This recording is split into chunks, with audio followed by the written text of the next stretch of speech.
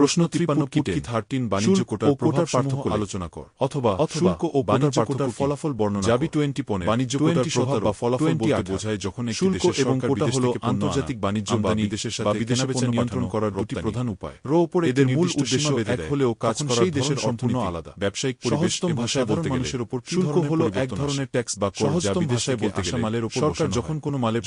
মালের উপর শুল্ক বাড়ানো হয় তখন সেই মালের দাম বেড়ে যায় এবং মানুষ বড় কেনা কমিয়ে দেয় আমদানির উপর কোটা দিলে বিদেশের মালের পরিমাণের উপর দেশের মালের কদর বা সীমানা আবার সরকার যখন বলে দেয় দেশের মাল দেশের বিদেশ থেকে এর বেশি মাল আসবে এই যে বাণিজ্যের গতিপথ বদলে যাওয়া এবং এর ফলে লাভের দামকে প্রভাবিত করে হয় আর কোটা সরাসরি হলো বাণিজ্য কোটা বা পরিমাণকে আটকে এটি মূলত দেশের একজন নতুন শিক্ষার্থীর জন্য বিষয়টি এবং বাণিজ্যের ভারসাম্য বজায় রাখতে মনে করুন সরকার চায় বিদেশ থেকে চিনি আসা কমুক একজন নতুন সরকার জন্য বলেছে এভাবে বোঝা চিনির উপর 20 টাকা করে আপনার এলাকায় প্রচুর ইলিশ মাছ পাওয়া যায় যা ব্যবসায়ীর ফলে চিনির দাম বেড়ে যাবে এখন সরকার চাইলে বিদেশে মাছ পাঠানোর ফলে চিনি এলাকার মানুষের খাওয়ার জন্য সরকার যদি বলে যে এবং দাম বেড়ে যায় 2 লক্ষ টনের বেশি চিনি বিদেশ থেকে আনা যাবে যে এবছর সেটি হলো টনের বেশি মাছ 2 লক্ষ টনের পর কেউ চাইলে বেশি টাকা দিয়ে উপর সীমা বসানো চিনিও আনতে পারবে এর ফলে মাছ বিদেশের বাজারে কম হলো টাকার হিসাব আপনাদের কোটা হলো মালের ওজনের বা সংখ্যার হিসাব ফলে দামও বাজারজাতকরণ নীতিমালায় বিদেশের আপেলের উপর জানা কোটা জরুরি কারণ ব্যবসায়ী বাজারে বিদেশের আপেল কম এই দুটির উপরই আমাদের দেশের ফলে প্রদত্ত তথ্যের আলোকে এই যে পুরো কেনাবেচার চিত্রটি বদলে গেল বিস্তারিত এটাই হলো বাণিজ্য কোটা নাম্বারিং করে আলোচনা বাজারজাতকরণে এই প্রভাবগুলো জানা জরুরি কারণ এর উপর ভিত্তি করেই ব্যবসায়ী স্বাধীন দেশের সীমানা পার হওয়ার সময় পণ্যের উপর বসানো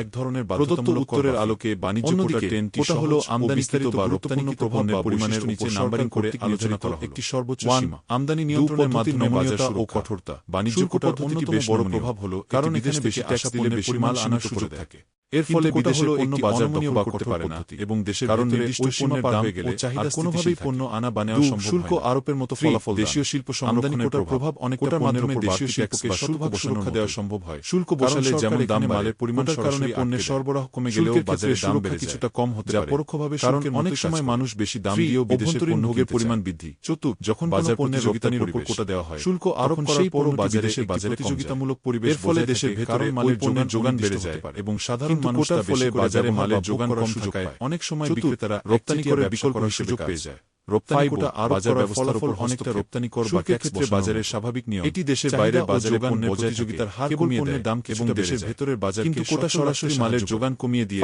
বাজার ব্যবস্থা দেশীয় উৎপাদনের উপর নেতিবাচক প্রভাব তৈরি করে রপ্তানি কোটা থাকলে ব্যবসায়ীরা বিদেশে বেশি মাল পাঠাতে পারে না শুল্ক ফলে অনেক সময় বাড়তি মাল বিক্রি না হওয়ার ফলে উৎপাদনকারীরা উৎপাদন কমিয়ে দেয় কিন্তু কোটা বন্টনের সময় অনেক সময় পরিমাণ কমিয়ে দিতে প্রভাবশালী আমদানিকারককে অনুকূল বাণিজ্য হার নিশ্চিত করুন যা ব্যবসায়ীদের আন্তর্জাতিক বাণিজ্যে যে হারে পণ্য বিনিময় হয় সরকারি রাজস্ব আয়ের উৎস আমদানিকারকরা যদি করলে সুযোগ নিয়ে কম দামে বেশি পণ্য আনতে টাকা বা রাজস্ব মুনাফা করতে পারে কিন্তু কোটা প্রবর্তনের ফলে বাণিজ্য হার সরাসরি কোনো টাকা পায় না এটি কেবল বাণিজ্যের পরিমাণ মুনাফা অর্জনের সুযোগ কোটার কারণে যখন বাজারে নির্দিষ্ট পণ্যের যোগান কম ক্ষেত্রে পণ্যের দাম কত আমদানিকারকরা অনেক সময় বেশি দামে পণ্য বিক্রি করে বাড়তি মুনাফা অর্জন করার সুযোগ পায় কোটার ক্ষেত্রে এটি ব্যবসায়ীদের জন্য লাভজনক হবে জানা যায় সাধারণ ক্রেতাদের জন্য পণ্যের দাম বাজারে কতটুকু বাড়বে তা অনিশ্চিত বৈদেশিক বাণিজ্যের যোগান ও চাহিদার মাধ্যমে সরকার ঠিক করে দেয় কত পণ্যের মূল্য নির্ধারণে ক্রেতার চাহিদা ও বিক্রেতার যোগানের ফলে আমদানি চেয়ে রপ্তানি বাড়ানোর চেষ্টা পদ্ধতিতে সরকার নিজেই যোগান বৈদেশিক মুদ্রার রিজার্ভ শক্তিশালী প্রক্রিয়ার স্বাভাবিক গতি ব্যাহত ভারসাম্য বিশ্লেষণের বাস্তব উদাহরণ ও প্রয়োগ অর্থনীতি বাংলাদেশ সরকার যদি বিদেশ থেকে চিনি আমদানি নামক একটি পদ্ধতির মাধ্যমে বোঝা যায়